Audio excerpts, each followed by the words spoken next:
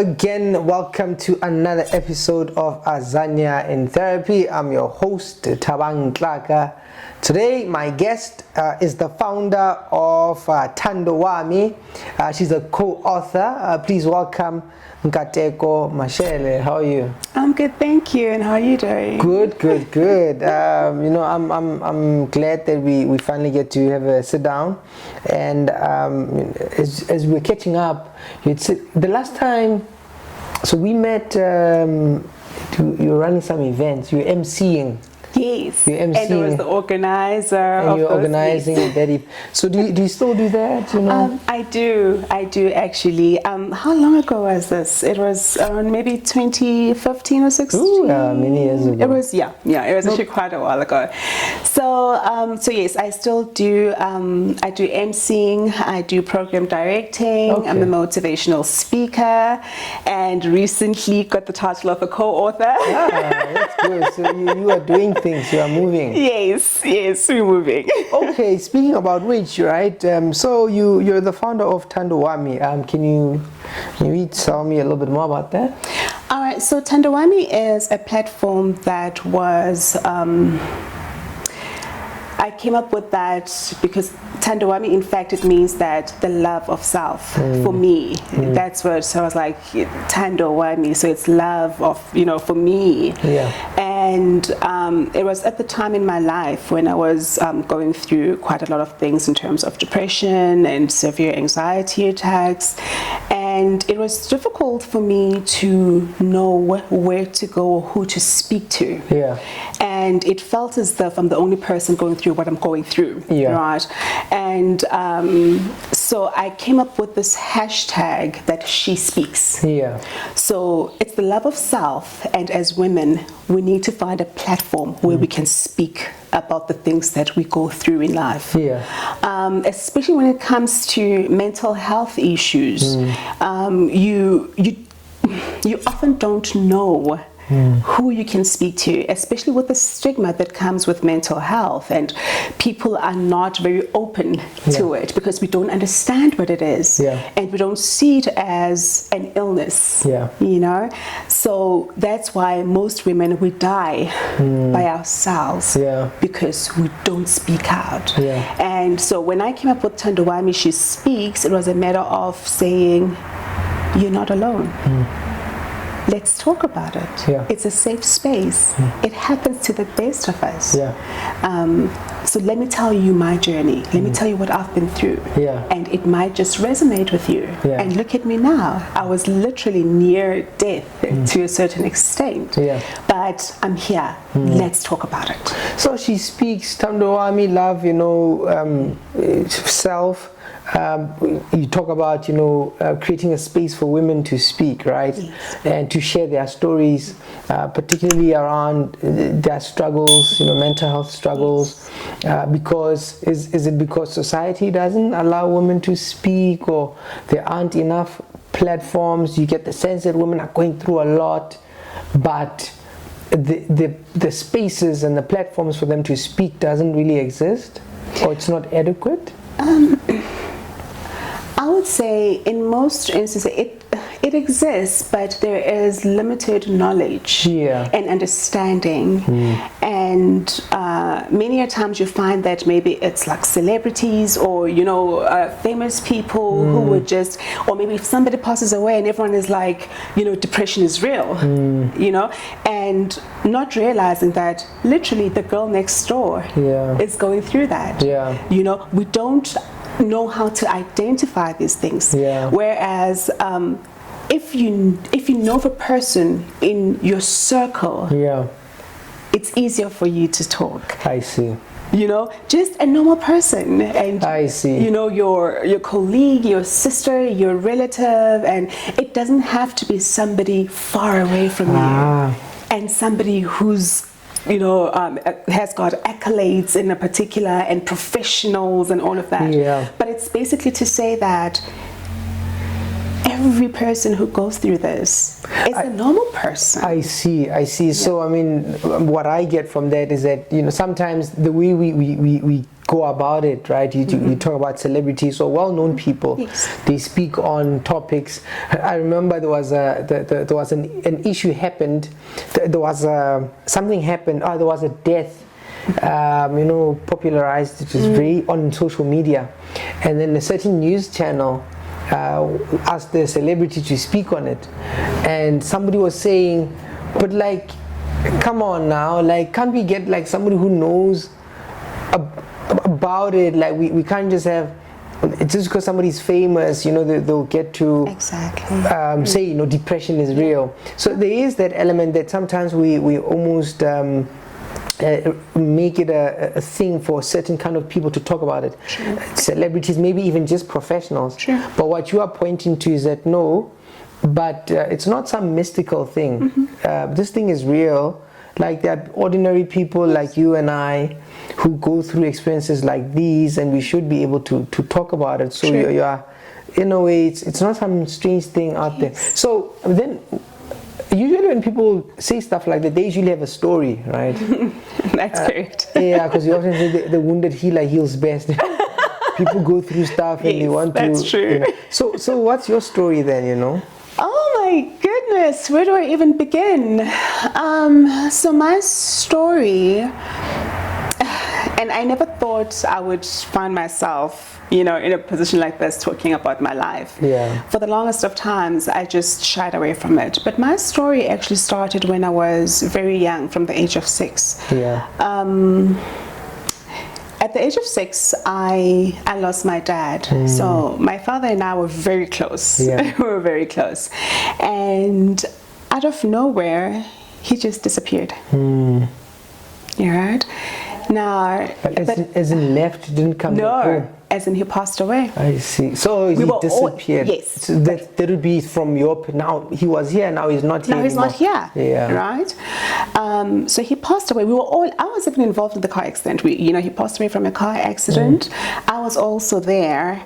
However, back in the days, there was this whole thing that you don't speak to children about such things. They won't understand. No, it's still present now. They say even whisper in a child's ear when they are asleep, Precisely. Yeah. So you can imagine, as a 6-year-old, there was this man here, my dad, whom loved me and I loved dearly. The next thing, he's gone. But nobody's talking about it. So in my mind, he left me. In my mind, the one person, that like I used to do everything with, he just left me. He abandoned me. I felt abandoned, but not realizing that because I was still very young. Yeah. And I mean, at the time you're a child, so you don't necessarily even have the vocabulary to make sense of it. Yeah. Yes. So your experience is he was here, he left, and because kids are idiosyncratic, they usually think everything that happens is because of them. It's because of me. And then they blame themselves, that kind of thing. What did I do? Did I do something wrong that made him just not love me anymore and decided to just go? I mean, I experienced, I was there throughout the funeral preparations and everything that took place, but it just didn't make sense to me. Yeah. Because nobody sat me down and said, listen, baby, this is what happened. Remember you were in a car accident, this and that and that. So that's how it started. And well, it actually carried through, within the first year, within that very same year actually, of him passing away, I got raped. I went through another horrific ordeal for a 6-year-old. Yeah. So now there's this man who disappeared, who was supposed to protect me from such things as these. Yeah. Because now we were struggling, and we, at some point, we lived in a garage, like from from someone else's home, and that's when it happened, and so now there's anger as well, that you were supposed to be here, you were supposed to protect me, and you just left me. Again, it's that, and so it carried on throughout my teenage years, up until I got to high school. And not realizing, obviously, because I'm just living each day as it is. I don't understand. I can't name it. Yeah. I can't it's express something, it. but you don't know what it is. And, Yes, yeah. you know. And then here I am, because now I always had it at the back of my mind that he's alive somewhere. He used to be in the ANC, you know, he went into exile at some point. So in my mind, I'm like, he's probably in exile again. But nobody in the family is like bringing it up. Nobody, like, you know, families, they bring up a picture and say, oh, you know, remember what happened. So you nothing like that. We had a picture and all that, but we never talked about it. Yeah. It wasn't an open conversation. We never had an open conversation about it. And then obviously I would also say that I understand he passed, because then obviously you know that he passed away, and it wasn't a secret. You know, obviously as you grow older you understand that, oh, okay, so he did pass away from the accident. I remember the accident. It's so vivid. Even now I remember, you know, how it happened. And but at the back of my mind, because it's something that was not resolved then. So I remember when all of this now came out, I was in high school. I was in grade 7 or grade 8, and I don't know, something happened. It's like there was a switch, and I kept saying, I want to go to Spain. Don't ask me why Spain, I have no idea. But in my head, I had it that my father's waiting for me in Spain. However, my Spain meant that I had to kill myself to get to my dad. It doesn't make sense. So now it's more like, it's almost as though you understand that he passed away, and hence you have to kill yourself to be with him, but at the same time you feel that he's alive. So my mind was just in a different state. And I was hysterical. I was at school, and they had to call my mom. They called my mother. So on that particular day, so you're just going about a normal day, and all of a sudden you start screaming, or did somebody say something? Were they teaching something? I cannot tell you. You don't because quite I have no recall. idea. I don't recall what happened. All you know is that you were just in school. Then you're acting in a way that makes people go, whoa. What's going on here? Yeah, pretty much. And then what happened? Then they took me to the sick bay, and that's when they called my mother, and they told her that, listen, something is wrong with your daughter. She keeps saying 1, 2, 3, 4, 5, you know. And my mother came, and I'm not sure if she was advised, you know, or what happened, but then that's when I started seeing a psychologist. She was referred to a psychologist, and I started therapy at that point in time. However, I went into therapy for quite a while, and thereafter there was a time when I felt that I'm done. I'm done with the therapy. No. Oh. I'm done with life. Yeah, this is overwhelming. There was just a lot going on. It was struggling to make ends meet. My mother has 2 children. It's myself and my older brother. And it was just difficult. It was really difficult. And I thought to myself, maybe if I wasn't here, you know, things would be easier for my mom. Mother and my brother. She'd only have 1 child to take care of, which it'll alleviate some of, you know, the pressures and the burdens. And that's when I decided, this is it. I'm going to make life much easier. You know, and besides, my dad is waiting for me after all. So, you know, I'll go be with him. And then, so on this particular day, I had a session with my psychologist. It was in Johannesburg, CBD, at the Standard Bank building. I still remember that. So you can imagine Joburg, CBD, it is hectic. There's, you know, taxis, all of that. Everywhere. We had that final session. I don't know her, but I think she knew it. She could pick up that this is not all right. That something is not okay. After the session, I walked out. As I walk out, I just had tears running down my face. Because I knew that what's about to happen now, it's final. And you didn't bring it up in therapy at that time? You kept it from her? So she was talking to you, but you have this thing at the back of your mind and you didn't tell her? No. Because she would talk you out of it? Of course, yes. Okay. And I wasn't going to have that. My mind was made, and that's it. I walked out, and I remember I had decided, okay, fine. So what I'm going to do, I'm going to wait for the traffic light. Because there's taxis running by and all of that. It's busy. It's a hustle and buzz. Yes. Bus hustle. You can imagine. Joburg, yeah. It's Joburg, yeah. right?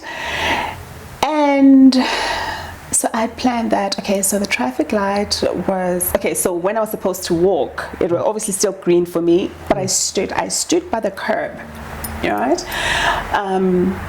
And then when it stopped for me, allowing the cars to now pass, that's when I would make my move. And I'd just walk on through, cars would bump me, and that's it. It's done. And literally, as I was to take my first step walking towards the traffic, I felt somebody pull me from behind. And it was my psychologist. So she followed you? She followed me. Wow. She knew. She could see that this is not, So she pulls you, then when she pulls you, then what happens? She pulls me, and as she pulls me, and I'm crying, I'm hysterical. She takes me, she puts me in her car. We drive to a psychiatrist, still in Johannesburg. She takes me to the psychiatrist, Dr. Theory. I still remember him. He was brilliant. And they had me admitted.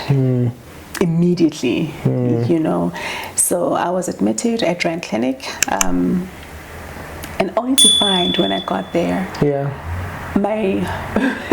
my roommate there, or the person that I shared the ward with, was one of the girls from my very same school that I was attending. So who had disappeared. It's like a schoolmate who just disappeared at school. Then you're like, oh, you're here. And I knew her from a distance. I see. Because she was, in higher grade and stuff. And then she disappeared from school. Nobody knew where she was. And then I get there, and guess what? I share the same ward with her. And again, it brings me to a point where, because we're so shy to talk about it, and people don't understand. I remember there was a woman who said to me, what do teenagers know about suicide? I mean, you're so young, and they're young and this and that, and what, we're not realizing that it starts at a very young age for some people. Because children can and do become depressed. True. And now I can say that, confidently and boldly so, because I have personal experience with it. So basically, that's what happened, and that's when I started my journey, and going through the... So you're starting to go through... So at the time you're depressed, you get, admitted, and usually then, when you're admitted, you learn different things, right? So there you see your psychologist, you see your psychiatrist, and maybe you do some OT. Yes. You get some, maybe they teach you some relationship skills. Was it that kind of setup? At that time, it wasn't as intense, it was more than of calming me down and making me understand what is going on with me, because I didn't understand what was going on. So at the time, it was more of getting assistance for that particular episode, and getting me to a point where it's more like an eye-opener, because listen, you are here because of 1, 2, 3, 4, 5, and we need to help you work through it in this particular manner. Just in order for you to be able to get out and then go back to school and be able to manage it. So it wasn't, what can I say? It was a psychiatric hospital, but it was actually at a normal hospital, but there was a particular ward there. I see. Just for people who had hectic years, and then after that you leave. So it's not like a mental health facility where now you get to go through the processes and they help you, make sense of things and help you live. I see. Did that come? So it sounds, so that's when your journey begins, right? With the mental health professionals, and you trying to figure out, this thing that you have. So you realize they diagnose you with depression, Just depression or anxiety or? At the time, it was severe depressive episodes and suicide, because obviously I just tried to kill myself. Yes. And so then with time, with the passage of time, did you see different psychologists, different psychiatrists? Oh gosh, don't get me started. Because that's the journey of a lot of people. You know, then you move, then you know, or this one, the professional you're working with moves, or they stop practicing. I was devastated. It's like a death, hey? Oh my goodness. It's like my psychologist, my psychiatrist. The person now that I depend on, the person now who I've now created this relationship with and who understands what I'm going through. Yeah. And then, okay, so basically at the time, so everything happened, and then I was obviously put on medication and all of that, you know, to stabilize me and stuff, and I was okay to a point where I got weaned off the medication eventually, and I lived a normal life up until my early 20s. So where are you at the time? What's happening in your life at the time? So here I am at my early 20s and everything is going normal. I'm okay. Are you working? Are you studying? I'm working, right? I'm working. Now I'm in, because I was, my early 20s was around about like when I was 22, 23, right? I was okay. 24, that's when I now get proposed to and, you know, I get married and all of that. Meanwhile, like I still have that past that I'm not talking about to anybody now because I was okay, right? Now I get married and things start to happen that make me feel otherwise. In life or in marriage? In marriage. Okay. In marriage. Now things got a bit, obviously things were tough, you know, so we got to a point where things were a bit difficult, but little did I know that it was a trigger that I didn't even understand, you know. I was sad most of the time. I lost myself to a point where I couldn't even look at myself in a mirror because I had no idea who this person is. And it got so bad I couldn't even put, or I couldn't label emotions. So because now you're experiencing so many of them, you can't even describe, like, is this not, am I sad, am I angry? It's just this mixture of, I had no idea. All these ambivalent feelings about wherever you were at the time. And it got to a point where I just, I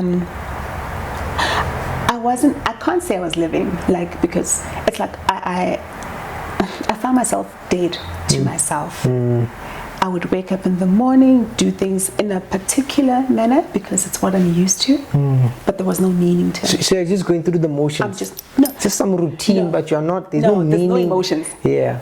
I lost the emotions. Yes. Yeah. So I'm living.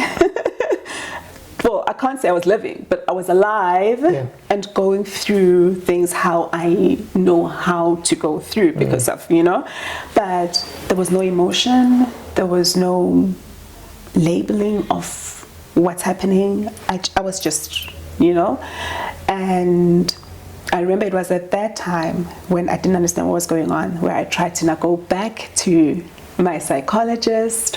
I tried to find my psychiatrist, and they were gone. Retired or? So my psychologist eventually went into a different field. So now she was working with, like, I think it was AIDS and at the time, and because I remember I managed to get a hold of her and she was like, no, unfortunately I don't anymore. Yes, I no longer do consultations and I work with corporates now and this and that.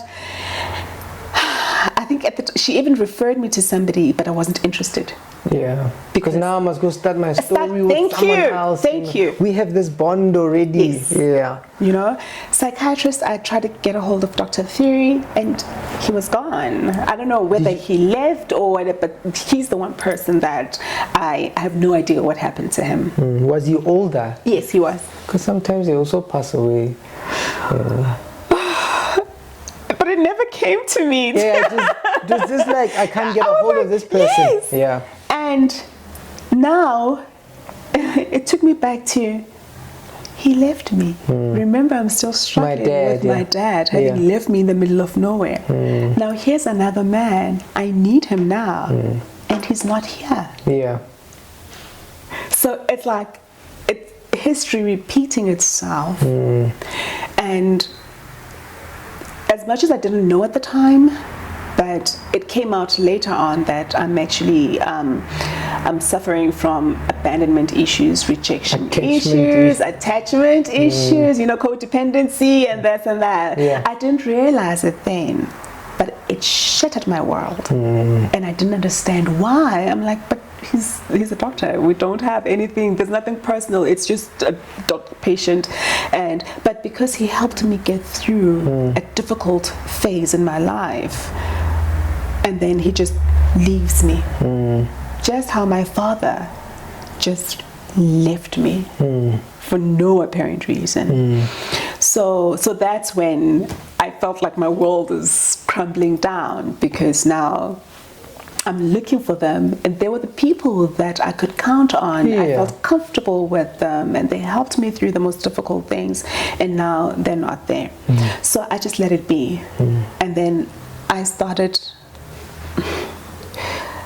I got to a point where I never dealt with any of my emotions or anything that's happening in my life. I blocked it out. Yeah.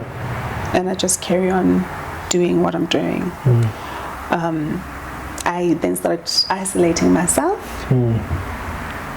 And at the time, because you know what they say when you get married, that whatever that you go through, you don't go back home, you don't tell your family, and this and that. You guys don't ever kissed. You know what a kiss is? I know what a kiss. Because they say, you know, with a kiss, it means that you're dead to us, and then you go. Yeah. Did you ever kiss? No, I actually didn't. Thank God I didn't.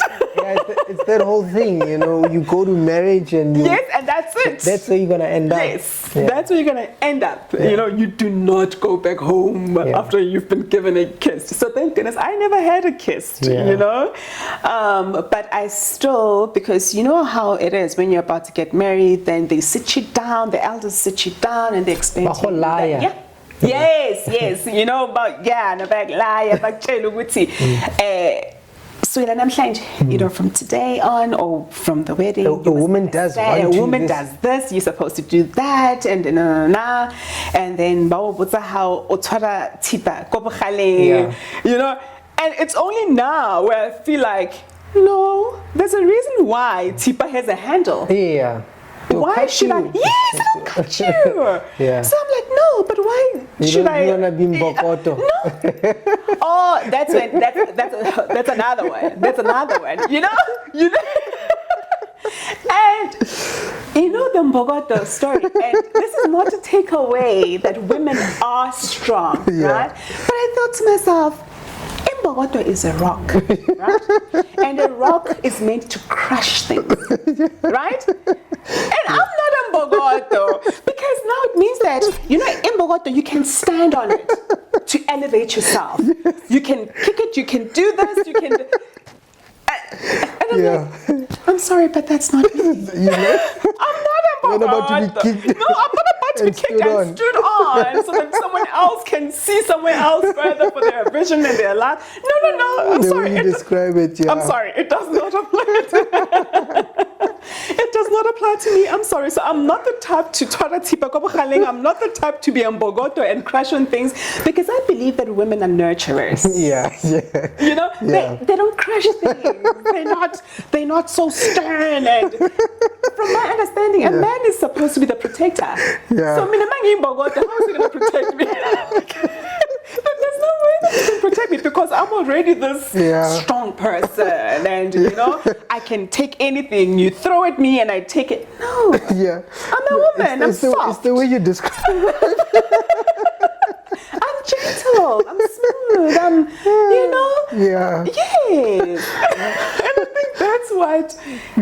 That's where I think sometimes we also lose. You know, we lose. the sense in what something is meant to be, and the femininity, and the nurturing, exactly, and then we come up with this caring, independent, and we're strong, we can take on anything and all of that. And yes, we can be independent and strong, but yet be women.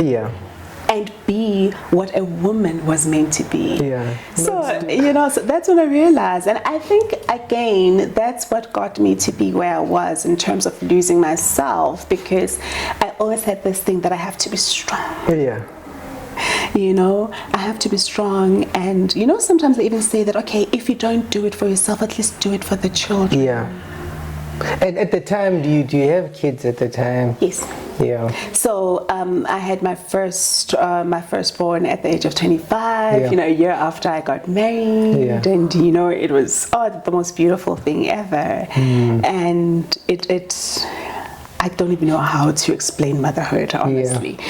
But so things went on, and now I was being a Mbogoto, going through the most, because of this little person.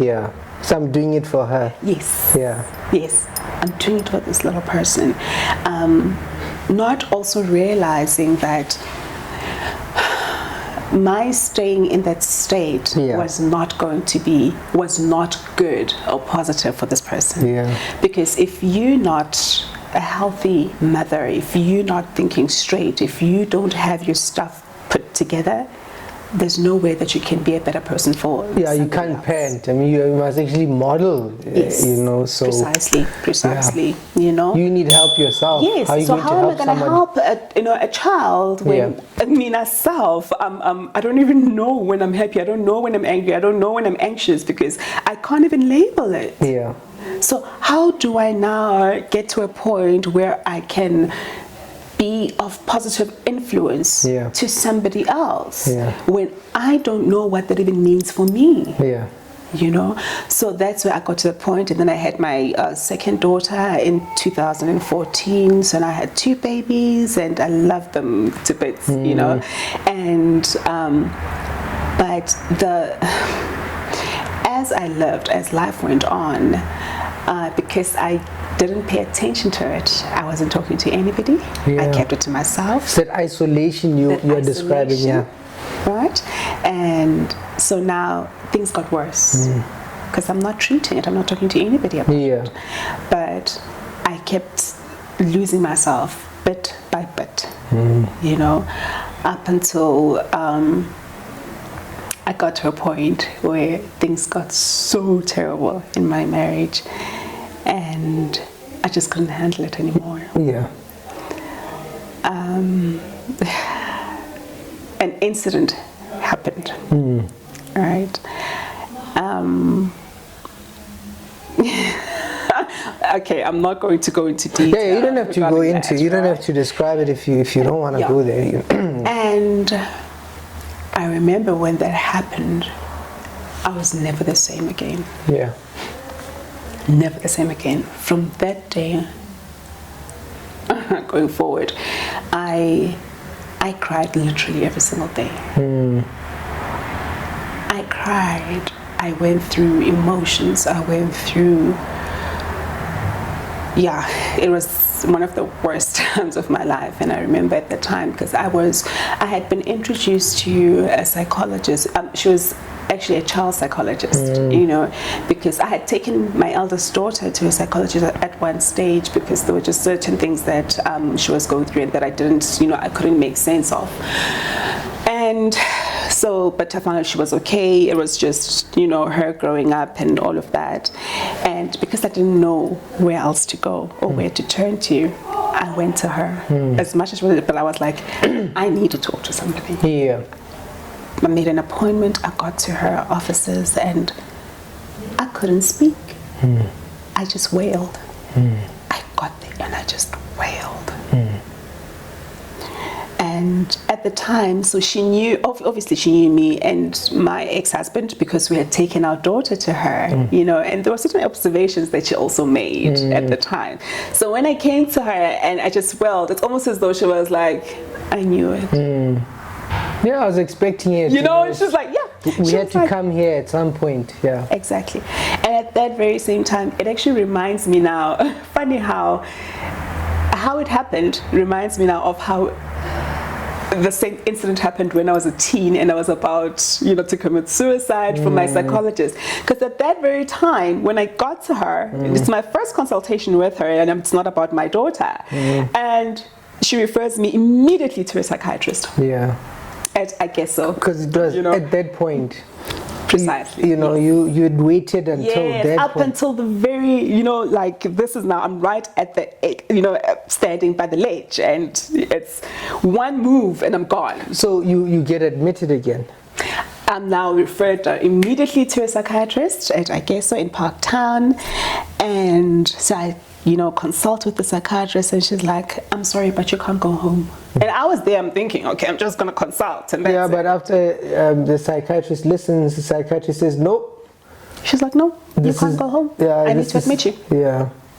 And I'm like, no, it's not happening. I don't bring my clothes. No, apart from that, I was like, my kids. Yeah. I'm like, I'm not going to leave my babies. And she looks at me, that this was the most difficult thing to hear, and it almost broke me. She says to me, well, actually, you're an inadequate mother at this point in time. So you can choose. We can do this the hard way or the easy way. Hard way is that I go through social services and they're going to take your children away because you're not in the right state of mind to take care of your children. Or the easy way is that you willingly agree to be admitted. That was like a sword straight through my heart, because I kept on thinking that I'm doing what I'm doing for my kids, but I was actually hurting them. Not seeing that you are not okay. Because I wasn't okay. Yeah, which is what a lot of people do. They think they are helping when they are busy hurting themselves, and they could get help, but because they delay their own needs, for I'm trying to help, I'm trying to be good. I have to be strong. If I'm not there, who's going to take care of them? Who's going to do this? Who's going to do that? Yeah. But at the same time, it's you're not even doing any good. And again, remember that children feed off your energy. Yeah. And when do you get to a point, so I imagine the journey continues, when do you get to a point where you now you're co-authoring, right? When did you get to a point where you felt that I'm getting a hold of this, like I've walked the journey, it kind of makes sense to me, I'm starting to talk at a women's conference, like where you start sharing your story, how did that come about, Oh my goodness, it took a lot. Yeah. It took a lot, that's what I'm saying. I never thought I'd even be sitting here talking about it and without crying or feeling emotional about it, because and I'm a private person, I'm not one to go out and talk about that, and hence when I'm going through the most, I retract and I just stay in my little corner. I'm not going to go talk about it and share it with other people. But I remember my mother always used to say that there's a reason why you're going through what you're going through. Yeah. When the student is ready, the teacher will come. Exactly. Yeah. And she said, you might not believe it now, but you were meant to go through this journey, and not for yourself, but for you to be able to help other people going through the same journey. So you found meaning there? I did, but I didn't. I struggled to believe that. For the longest of times, I struggled to believe it. But why should I have to go through 1, 2, 3, 4, 5? I mean, can't I just live a normal life like anybody else? And it was last year. So last year, she normally plans women conferences every year. And she had been previously, for the past year, she had been asking me, can you please come testify or just say a story or just motivational speaker for this? And I'd always say no. So last year I'm helping her plan the event, and out of nowhere. Oh, so this event planning stuff is from the family thing. You can put it like that. Okay. Okay. You know, so I'm helping her plan the event, and out of nowhere, and I'm like, I think I'm ready. And she was, huh? And I was like, yeah, add me to your program. I'm ready. So that's how it started. Okay, so you start speaking, and what have you discovered? You know, since sharing your story, I mean, do people come and say, thank you for sharing, you know, I thought it was just me, yeah, that kind of thing. And that's actually when that started immediately after the conference, from that very same day. And other women were like, oh my goodness, I just had a conference, I wish I had known that you were there, because, and then others would come and they'd be like, oh, my granddaughter's going, like elderly women, like my granddaughter's going through something like that, do you mind speaking to her, do you mind, you know? So that's when it started, and I was like, oh my goodness. Yeah. So indeed, I'm not the only one who's going or who's suffering from this, but there are so many of us.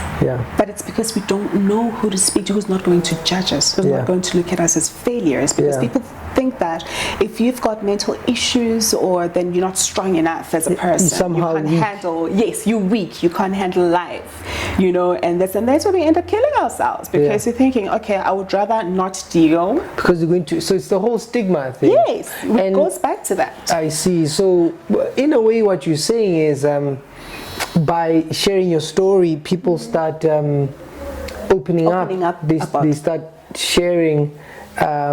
Then it also says that there are many people going through struggles, but they don't feel there's a safe space. They don't feel that there's a safe space to talk about it. Okay. And what helped me was therapy as well. So at the time with a psychiatrist, I eventually agreed, I had to agree, had no choice. So that's where now the journey begins. The journey actually began for me to understand what is going on with me. Okay. Now you have so you're a co-author, and I'm also in that book. You know, I've got a story in that book. You've just shared your story. What does the future look like now? You know, what are you looking forward to? She speaks. Are you planning other things? And or like, what do you wish people knew? So that's a very good question, but I think, again, I'm still a work in progress. I'm still a work in progress, but I think now more than ever, I'm more comfortable to get out there with my story, to get out there, to want to help other people, and not necessarily just women, because even men go through, you know, the most in life. So yes, so I'm very excited about this new project of a book that I'm co-authoring, you know, Real Life and Business Minds, and so I'm hoping that even if it's one person, you know, hopefully I would love it to be more people, but if someone can read it and you know, relate to it and understand that you're not crazy, you know, let's get out there, let's talk about it, you know, find a support group, find people, if you can, if you're able to, get therapy, because it's going to help you understand what you're going through better, because I think what kills is the lack of knowledge as well, you know. So, but overall, I think we just need to speak in order for us to heal. I think there's a theme there, because even earlier when you said that when you tried to walk onto the street, you pull back, but what helped is, you know, when somebody explained what you're going, you know, what you are going through. Even now you're saying that, so sometimes it's just education that we need about what we're going on. But I thank you for, I mean, you're being brave, sharing your story. I'm excited about the book project, the platform you're opening up, and I think there's a lot of growth coming through, and I hope you are ready for that. And this was brave. And but thank you very much. Thank you for having me. Thank you so much for this platform. Actually, you know, it's very important. So thank you so much for that.